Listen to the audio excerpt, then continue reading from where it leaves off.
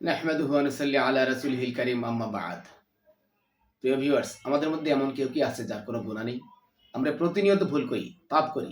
মাঝে, মাঝে আমাদের মনে হয় আমি এত পাপ করেছি যে আল্লাহ হয়তো আমাকে আর কোনোদিন মাফ করবেন না। আমার দ্বারা কি আর জান্নাতে যাওয়া সম্ভব? বন্ধু, আপনি যদি আজ এই হীনমন্যতায় ভোগেন তবে আজকের ভিডিওটি শুধুমাত্র আপনার জন্য। আজ আমরা জানবো সেই দয়ালু রব সম্পর্কে, যিনি আমাদের পাপের সাগরের চেয়েও বড় দয়া নিয়ে বসে আছে। ভিডিওটি শেষ পর্যন্ত দেখুন, হয়তো আজই আপনার জীবনের নতুন মোড় ঘোরার দিন। আসসালামু আলাইকুম রহমতুল্লাহি ওয়া বারাকাতুহু। আমার এই ফেসবুক প্রোফাইলে শুক্রবারের লং ভিডিওতে পঞ্চম পর্বে আপনাকে স্বাগতম। আজ আমরা কথা বলবো তওবা বা আল্লাহর পথে ফিরে আসা নিয়ে।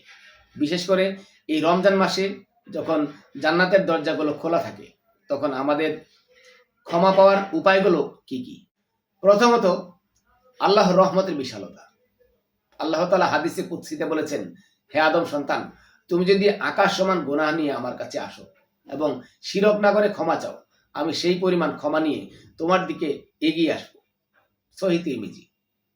ভেবে দেখুন, আমাদের পাপ বড় হতে পারে, কিন্তু আমাদের আল্লাহর দয়া তার চেয়েও কোটি কোটি গুণ বড়। 2 নম্বরে, 100 জন হত্যাকারীর গল্প। রাসূলুল্লাহ সাল্লাল্লাহু আলাইহি সাল্লাম আমাদের শুনিয়েছেন সেই ব্যক্তির গল্প যে 100 জন মানুষকে হত্যা করেছিল, কিন্তু তার মনে যখন তওবার ইচ্ছা জাগলো, আল্লাহ তাকে মাফ করে জান্নাত দান করলেন।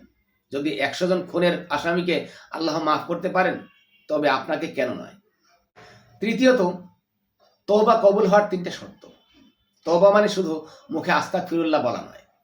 তওবা কবুল হতে হলে 3টা কাজ করতে হয়। যে পাপটি করেছেন তার সাথে সাথে ছেড়ে দেওয়া, এটা হচ্ছে 1 নাম্বার। 2 নাম্বারে, ওই পাপের জন্য মনে মনে লজ্জিত হওয়া। 3 নাম্বারে, ভবিষ্যতে আর কখনো এই পাপ করবেন না বলে আল্লাহর কাছে শক্ত প্রতিজ্ঞা করা। চতুর্থত, তওবা কবুলের লক্ষণ। অনেকে প্রশ্ন করেন, বুঝবো কিভাবে আল্লাহ আমাকে মাফ করেছেন? এর বড় লক্ষণ হলো তওবা কবুল হওয়ার পর আপনার ইবাদতে মন বসবে এবং ওই পাপের প্রতি আপনার ঘৃণা তৈরি হবে। যদি আপনার মন আগের চেয়ে নরম হয়, বুঝবেন আল্লাহ আপনাকে কবুল করে নিয়েছেন। প্রিয় ভিউয়ার্স, শয়তান আপনাকে সবসময় বলবে তুমি অনেক খারাপ, তোমার ক্ষমা নেই। এটি শয়তানের ধোঁকা। আল্লাহ আপনাকে ডাকছেন। এই রমজানের শেষ রাতেও আল্লাহ অগণিত মানুষকে মাফ করবেন। আসুন আজ এই মুহূর্তেই হাত তুলে রবের কাছে ঠুকরে কাঁদি। তিনি আমাদের অপেক্ষায় আছেন। আজকের পর থেকে আপনি কি আপনার জীবনের সেই অন্ধকার অধ্যায়টি চিরতরে মুছে ফেলে আল্লাহর পথে ফিরতে চান? যদি চান, তবে কমেন্টে লিখে যান, ইয়া আল্লাহ, আমাকে মাফ করুন। ভিডিওটি শেয়ার করে কোনো হতাশ ভাই বোনকে আশার আলো দেখান। আগামী পর্বে আমরা কথা বলবো কিয়ামতের বড় 10টি আলামত নিয়ে। পাশেই থাকুন, ভালো থাকুন।